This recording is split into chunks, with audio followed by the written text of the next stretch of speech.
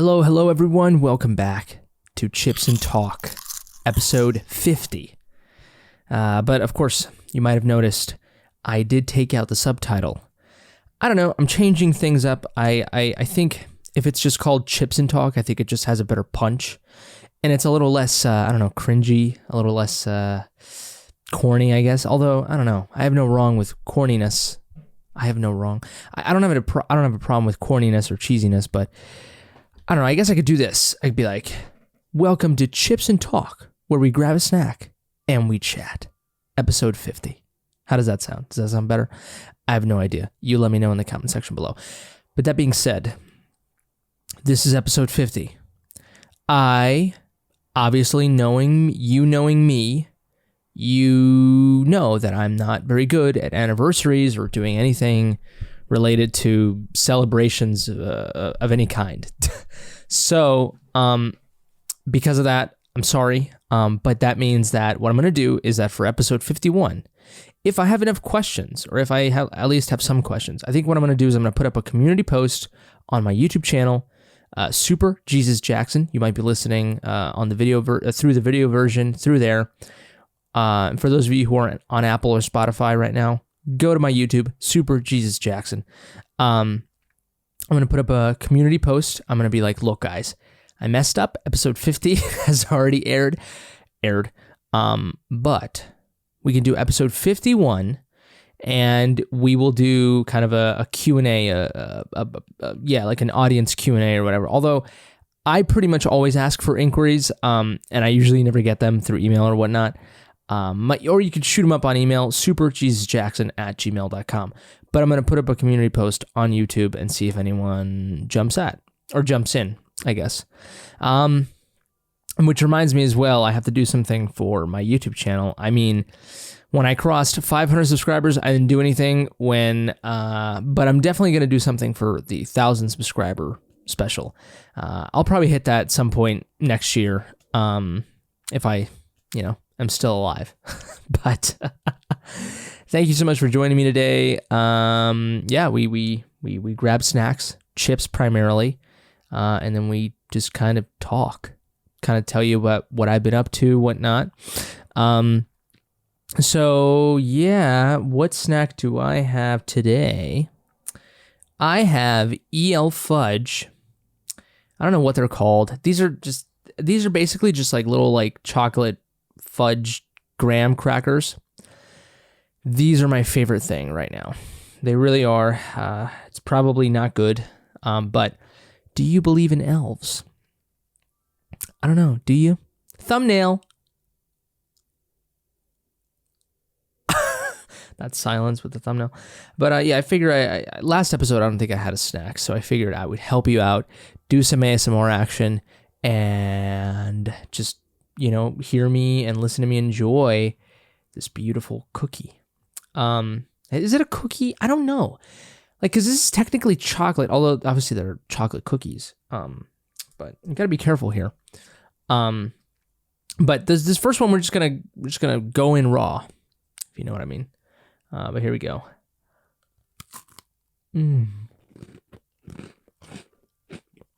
Oh yeah. That crunch action, man.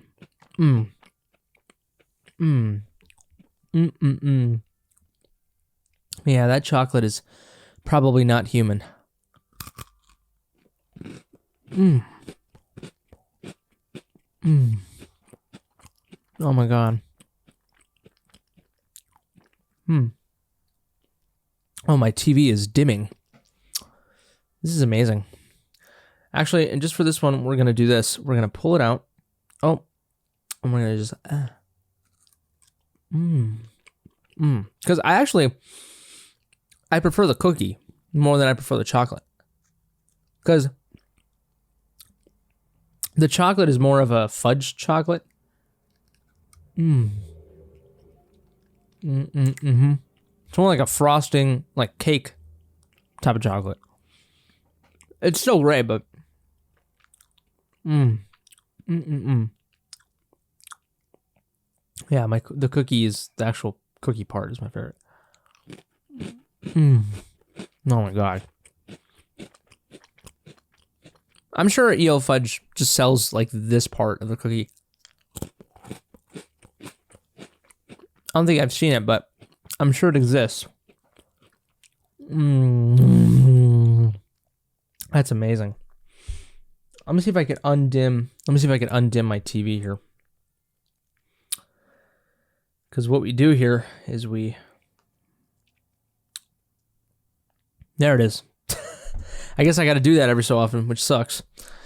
I don't know what it is, but I've done videos where I have an image on the TV and it doesn't get dimmed. So I don't know what's going on. Maybe because it's daytime? I don't know.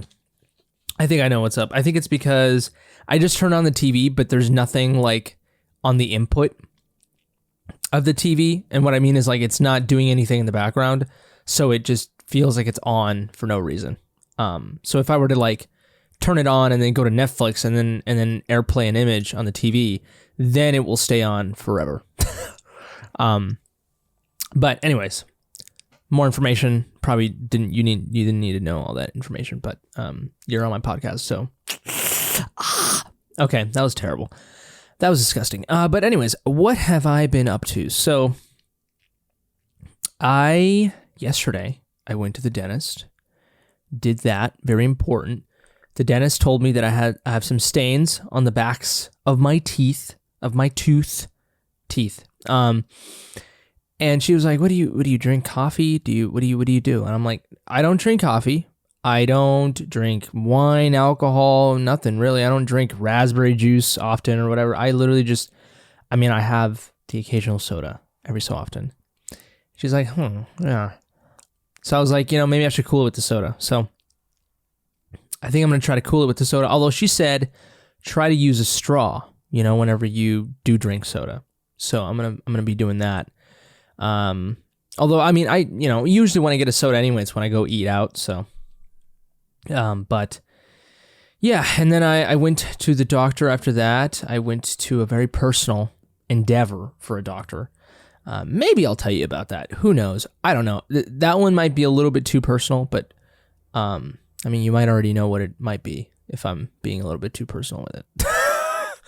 But, excuse me. So did that. It was kind of a double whammy doctor appointment. Honestly, I kind of like that. I think I might do that next time if I can, whenever I can. This one, it just aligned that way.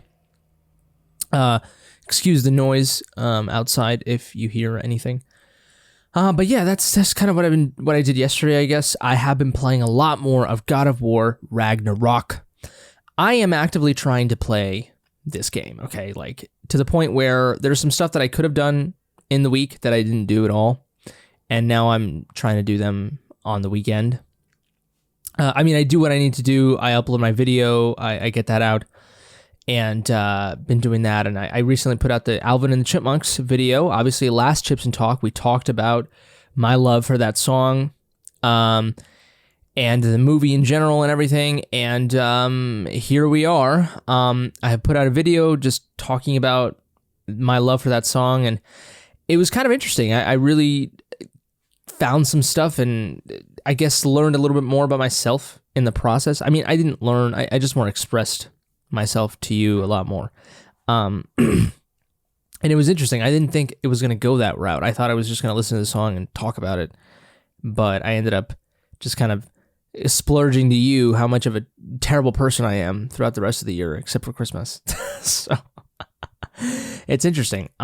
So go check that video out if you wish. It's nice, and it's a nice 23-minute long video, I believe. So it was way shorter than that, but I don't know what happened.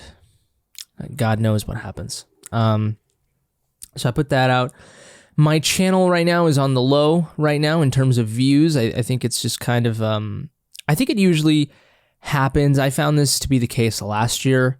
Around December, January, the views and everything just kind of slows down because a lot of people are just really busy. Holiday season and all, and people are having vacation days all over the place, right? And so they're spending less time watching videos on YouTube. There's that too, or I might just be sucking, and I just happen to suck always around December and January. I'm not sure, but yeah. So it's just part of the process, and it's interesting to see whenever I do hit the 1,000 subscriber mark. Hopefully I also hit the, I believe it's 10,000 hour viewage mark, or 1,000. I'm not sure. I don't know what it is, but I think it's 4,000 views. I have hour views. I don't know, but there are 2 thresholds that you must meet before you can start monetizing. And that's interesting. I mean, once I hit the 1,000 subscriber mark, it's kind of like YouTube now recognizes me as a potential employee, you know? Which at that point it's kind of cool, you know. At that point, I'll maybe start earning a tiny bit of money, just a tiny bit, probably like $1 or $2, like a month or whatever. So that's interesting, you know. Hopefully that happens. That'd be cool. But until then, and then I don't know. At some point, I might have to start a Patreon, you know. Maybe once I find my niche. Or niche. I still have yet to find my niche on YouTube, you know. I think what I've always wanted to do or to envision is to be super analytical, like a very analytical, commentary-based, analysis-based, right, YouTube channel, sort of like a Rick Beato, and then sort of like a lot of other film YouTubers, like High Top Film Reviews, I believe that's his name, or whatnot, and countless others. But I didn't want to be but I'm not as technical. Like, I'm not into music theory. I don't know any music theory, you know, like Rick Beato. I'm not that knowledgeable in music in general. I'm not super knowledgeable on film. Like, you know, I'm nowhere near as knowledgeable in film as I am with music. So it's pretty bad. But what I wanted to do is I wanted to be as in depth as those individuals or those YouTube channels, but not like, you know, not super nerdy about it, you know, like so in the weeds about it, you know, like be so into music as much as like a Rick Beato, you know, or like, what's his name? I don't know, Adam Neely or whatever, like as much as they are, but not as in depth and not as, you know, in the weeds, not as mechanical as they are, you know. Like, I would be the intermediary, you know, the middle person, the one who is as passionate, but they're not as informed or as knowledgeable or as intellectual, you know. And because what I found is, you know, I guess I wanted to be the voice of the person like me, right? Because I love those videos, but they're so in the weeds sometimes that it loses me.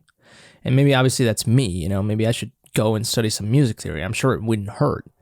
But, you know, I don't do that. I'm not that. So it's like, you know, and so I just kind of wanted to create a place where people like me could be like, okay, like I love music and I'm as passionate about music as that guy, but I just don't talk about it so in-depthly like that, you know?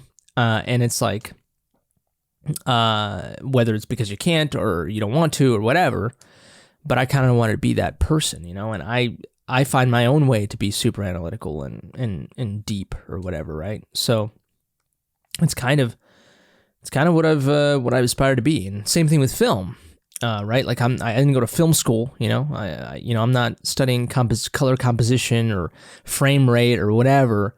But I'm much more artistic about it. I just want to talk more about, you know, what's going on and not as nerdy, you know, for a lack of a better word. But yeah, so that's that. So I don't know if I find my niche. I mean, it's very easy to just kind of get really popular on YouTube with just reactions. Like that is the biggest driver on YouTube right now, right? Is just reactions, right? And retrospectives and all that. And I don't get me wrong, I put reactions on I put the name reactions on my videos, and I do essentially do reactions on the videos, but they're not your typical reaction videos. A lot of your reaction videos are less than 10 minutes, and it is just the person reacting, and they give their thoughts or whatever, and that's it. There's another guy that does kind of what I do, but he's more on the Rick Beato angle. He is a guy from Hawaii, I believe, and he does analyze, he does that thing where it's like composer reacts to or whatever. And And whenever you kind of like third personify, the title of your video, it really does a lot. It can garner a lot of views, of course. For example, my video where I react to Alien Ant Farm Smooth Criminal, I ended up calling it a massive Michael Jackson fan reacts to Smooth Criminal or whatever, and it got a lot of views. But I don't want to. I want to stray away from that. I don't really want to do that. It's just kind of I don't know. It's kind of easy to do that. I feel like that's just very here, take the bait, kind of thing. And so I just kind of don't want to do that as much. That is. But when you don't title your videos like that, they don't really get a lot of traction. So it's kind of annoying. But I'm gonna keep doing what I'm doing, and I'll find my niche,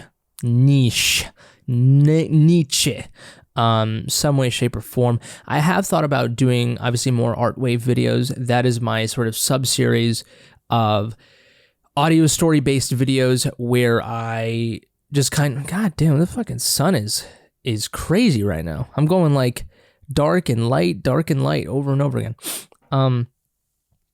It's probably the clouds. I do have two, like three giant windows near my room, so they're in my room. But yeah, art wave videos, where I just kind of, they're very bite-sized videos compared to what I usually do. They're sort of narrative-based poetry, kind of spoken word type of videos, and I kind of put a little bit of effect with it, with the music, with the song that I choose, or whatever, like I've done with Robert Smith's, or The Cure's A Forest. I did it with that one. I did it with Nirvana, Something in the Way. So all kinds of stuff. And I love doing that, but they take a lot of work. They take a little bit of more work than other videos, I believe. Well, that's not true. I mean, they could be as easy as I want them to be or as hard as I want them to be, because with Nirvana, Something in the Way, I specifically, I believe I wrote out many of the things that I was saying, like on the video, like as captions, and it was part of an effect on the video, and that tends to be a lot of work for sure. But nevertheless, I mean, it's something that I enjoy doing. But they don't really garner a lot of views. They don't really pop off as much. And then there's like this sort of small mini documentary videos that I do where I just kind of really analyze a song, and it's more professional, where it's just like where I put images up or videos or whatever, and there's a voiceover, there's a narrative, below it, or a script below it or whatever. Those can do well. I've done analyses on film and music that way, and they tend to do a little bit well. And those are fairly easy to do as well, honestly. Although, I mean, everything has its own set of challenges. Of course, recording the voiceover can always be annoying. It's not as, I'm just me going on the mic and just saying stuff, I'm super anal about noises or about ways that I say things, and so I have to repeat. And so a simple 3-page, 4-page script can easily, take up a lot of my time. So, but everything takes time. Everything that I'm doing essentially takes almost the same amount of time. So, and I love doing those videos. I really do. And I'll be honest, there's some songs that I choose not to do in the format that I do normally with my videos, where I react and then we analyze, because I want to save that song for a really analytical video, or an audio story. And so I know I could do both, but sometimes I hold back on that. So I really want to find something that I can do all the time that gets a lot of traction, is popular, and that I really want to do, because I do prefer doing those. Like, if I really could pop off doing those art wave videos, I would do those videos every time, that's just really what I really want to do. The other types of videos that I do, the normal ones, are fine, and I really do enjoy those videos, and I'm glad I do them. I don't regret doing them, and I enjoy doing them, just not as much as the art wave videos. But I think what I'm going to do is I'm going to experiment with getting someone else, just talking to random people, or not random people, but other people I know in my life, who'd be willing to talk about a song, and just kind of adorn that into a little mini audio story. I think that'd be really cool. That would be more of like a podcast, like kind of media company decision to do. And it really wouldn't be about me anymore, would it? So it's interesting. I mean, that'd be an interesting way to kind of go about it. But I think it'd be fun to do occasionally, but I don't know if I guess I don't want to do that the entire time, because the channel is called Super Jesus Jackson, not, Super Jesus Jackson and Friends, So it's interesting. But yeah, I'm not sure. I mean, I should never stop doing the videos that I really want to do, for sure. Regardless of how many views they get, there's always a chance that if, I pop off with certain videos, those videos, certain people who really love me will go back and watch them. So who knows? And here's the thing too, is putting those videos out on YouTube or on podcast platforms. Well, I pretty much can't on podcast platforms because I'm using copyrighted music. And then if I put them out on YouTube, they don't get monetized because I'm using a song. So it's very annoying. And so it's not a business model that could sustain me on YouTube. Even the videos that I'm doing right now, 90% of my videos, like I mentioned before, are copyright. And I believe, and there are times where you can't appeal. You could say this is fair use or whatever, for sure. And I could probably do that with every single video. But the problem is that every single one of them has already been watched. You know what I mean? So like, there's no way I'm going to get any. And so it was honestly my fault. I probably should have started appealing them right from the very beginning. But the problem is that at the time, YouTube didn't have this thing where you could appeal while the video's still being public. And so, like 80% of my videos have come out before that policy change. So I would have put them out and they would not have, essentially, although, actually, I'm not sure. I think I do prefer YouTube's policy beforehand, because let's say I would put up a video and then it would get copyright, and which is fine, that's normal, but then it would get blocked. I would appeal it, and within like less than 3 days, the claimant releases the claim and I can upload the video. And I believe even without copyright, honestly. And so that was much better. With this new policy, there's no 2 to 3 day wait time to upload your video, but they pretty much just leave the claim on there while your video is public. And they pretty much don't take it off until maybe after 30 days or something like that. So yeah, no, your video's screwed. For those, because the life of a video is,